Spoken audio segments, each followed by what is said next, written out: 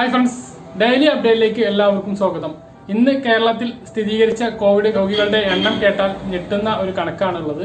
32,000-ന് മുകളിലാണ് ഇന്ന് കേരളത്തിൽ കോവിഡ് രോഗികളുള്ളത്. ലോക്ക്ഡൌൺ ഉണ്ടാവുകയില്ല, നിയന്ത്രണങ്ങൾ മാത്രമാണ് എന്നൊക്കെ പറഞ്ഞു. പക്ഷേ കോവിഡ് രോഗികളുടെ എണ്ണത്തിൽ വൻ വർധനവാണ് കേരളത്തിൽ ഉണ്ടാകുന്നത്. ഇന്നത്തെ അപ്ഡേറ്റിൽ നാളത്തെ റേഷൻ വിതരണവും നിങ്ങൾ അറിഞ്ഞിരിക്കേണ്ട ചില കാര്യങ്ങളുമാണ് ഈ അപ്ഡേറ്റിലുള്ളത്. നേരിട്ട് വീഡിയോയിലേക്ക് കടക്കാം. ആദ്യം പറഞ്ഞ പോലെ തന്നെ ഇന്നത്തെ കോവിഡ് കണക്കുകൾ നോക്കാം. 32,819 പേർക്കാണ് ഇന്ന് സംസ്ഥാനത്ത് കോവിഡ് സ്ഥിരീകരിച്ചിട്ടുള്ളത്. ഇതുവരെ സ്ഥിരീകരിച്ചതിൽ ഏറ്റവും ഉയർന്ന കണക്കാണിത്. 18,413 പേർക്ക് ഇന്ന് രോഗമുക്തി നേടിയവരായിട്ടുണ്ട്. അതൊരു ആശ്വാസം നൽകുന്ന കണക്കാണ്. 2,47,181 പേരാണ് നിലവിൽ സംസ്ഥാനത്ത് ചികിത്സയിലുള്ളവർ. ഇന്ന് സംസ്ഥാനത്ത് 40 പുതിയ ഹോട്ട്സ്പോട്ടുകൾ തുറന്നു. 3 പ്രദേശങ്ങളെ ഹോട്ട്സ്പോട്ടിൽ നിന്ന് ഒഴിവാക്കുകയും ചെയ്തു. കണ്ണൂർ സർവകലാശാലയുടെ എല്ലാ പരീക്ഷകളും മാറ്റിവെച്ചിരിക്കുകയാണ്. ഇനിയൊരു അറിയിപ്പുണ്ടാകുന്നതുവരെ എല്ലാ പരീക്ഷകളും മാറ്റി. ഓൺലൈൻ പരീക്ഷകൾക്ക് മാറ്റമില്ല. സംസ്ഥാനത്ത് +2 വിഭാഗം കുട്ടികളുടെ പ്രാക്ടിക്കൽ പരീക്ഷ ഇന്നലെ മാറ്റിയിരുന്നു. അതുപോലെ തന്നെ SSLC വിദ്യാർത്ഥികൾക്കുള്ള IT പരീക്ഷകൾ മെയ് 5-ാം തീയതി നടക്കാനിരിക്കുകയാണ്. ആ പരീക്ഷകൾ മാറ്റിവെക്കണമെന്നുള്ള ആവശ്യം ഉയരുകയാണ്.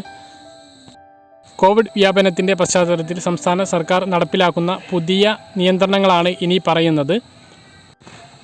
കോവിഡ് നിയന്ത്രണത്തിൻ്റെ ഭാഗമായി സംസ്ഥാനത്ത് തിയേറ്ററുകളും മാളുകളും ജിമ്മുകളും സ്വിമ്മിംഗ് പൂളുകളും ക്ലബ്ബുകളും വിനോദ പാർക്കുകളും ബാറുകളും വെബ്കോ വിൽപ്പനശാലകളും അടച്ചു.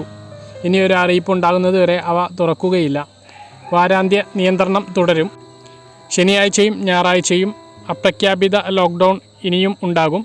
പക്ഷേ 2-ാം തീയതി ഇലക്ഷൻ റിസൾട്ട് വരുന്ന ദിവസം ലോക്ക്ഡൗൺ വേണമെന്നുള്ള ഹൈക്കോടതിയിലുള്ള ഹർജിക്ക് ഇന്ന് തീർപ്പുണ്ടായി. അത്തരമൊരു ലോക്ക്ഡൗൺ വേണ്ട. സംസ്ഥാന സർക്കാരും തെരഞ്ഞെടുപ്പ് കമ്മീഷനും എടുത്ത നടപടി പൂർണ്ണ തൃപ്തിയുണ്ട് എന്ന് ഹൈക്കോടതി വിലയിരുത്തി. അതിൻ്റെ ഭാഗമായി വോട്ടെണ്ണൽ കേന്ദ്രങ്ങളിൽ പൊതുജനങ്ങൾക്ക് പ്രവേശനം ഉണ്ടാകുകയില്ല.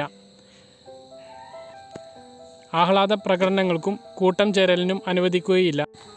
ആരാധനാലയങ്ങളിൽ വരുത്തിയ നിയന്ത്രണം കോവിഡ് പ്രോട്ടോകോൾ പാലിച്ച് പരമാവധി 50 ആളുകൾക്ക് വരെ ആരാധനാലയങ്ങളുടെ വലിപ്പമനുസരിച്ച് പ്രവേശിക്കാം എന്നുള്ളതാണ്. അതുപോലെ തന്നെ വിവാഹ ചടങ്ങുകളിൽ പങ്കെടുക്കാവുന്ന ആളുകളുടെ പരമാവധി എണ്ണം 50 ചുരുക്കി.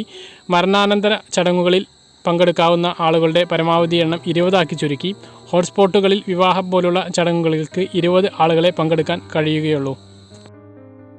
ഇനി നാളത്തെ റേഷൻ വിതരണത്തിൻ്റെ കാര്യം പറഞ്ഞാൽ, ഏപ്രിൽ മാസത്തെ എല്ലാവിധ ഭക്ഷ്യവിഹിതങ്ങളും നിങ്ങൾക്ക് പോയിട്ട് വാങ്ങാവുന്നതാണ്. ഇപ്പോഴും ഏപ്രിൽ മാസത്തെ വിഷു കിറ്റിൻ്റെ വിതരണം സജീവമായിട്ട് നടക്കുന്നില്ല.